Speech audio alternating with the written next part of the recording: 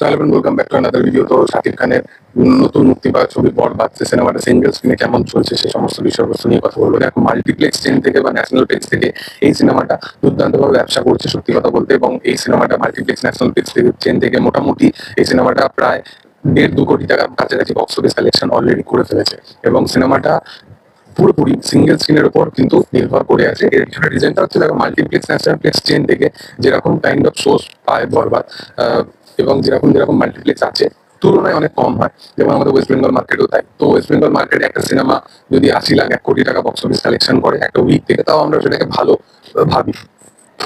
তো এখানে কি হয়ে গেছে, এখানে যেটা হয়ে গেছে যে এখানে নাম্বার অফ সোর্স, যেখানে 65টার কাছাকাছি সোর্স পেয়েছে বরবাদ প্রায় মাল্টিপ্লেক্স চেন থেকে, সেইগুলো মিড নাইট থেকে শুরু করে প্রত্যেকটা শো বরবাদ কিন্তু হাউসফুল হয়েছে। প্রত্যেকটা শো হাউসফুল হয়েছে। সেই কারণে মাল্টিপ্লেক্স চেন থেকে ওই সিনেমাটা 1.5-2 কোটি টাকা বক্স অফিস করে ফেলেছে। এখনো 1 সপ্তাহ হয়নি, 5 দিনে। 5 দিনে কিন্তু বক্স অফিস কালেকশন এটা।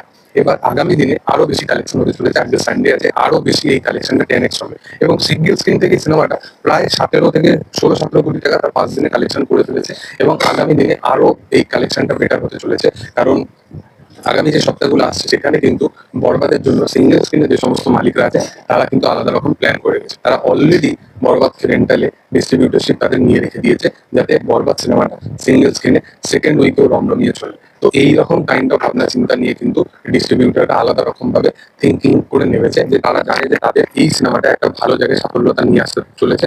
এবং বলে রাখি যে অনেকদিন পর আমি বাংলাদেশে যে সমস্ত রিভিউয়ার আছে, যে সমস্ত মানুষ আছে যারা ফেসবুক পেজ চালায়, যারা লেখে, তারা সমস্ত এই বিষয়টা নিয়ে শেয়ার করেছে যে অনেকদিন পর এমন কিছু একটা সিঙ্গেল স্ক্রিনে এমন একটা সিনেমা এলো, যে সিনেমাটা পার্টিকুলারলি একটা ইন্ডাস্ট্রির গ্রোথের জন্য ভাবনা চিন্তা করেছে।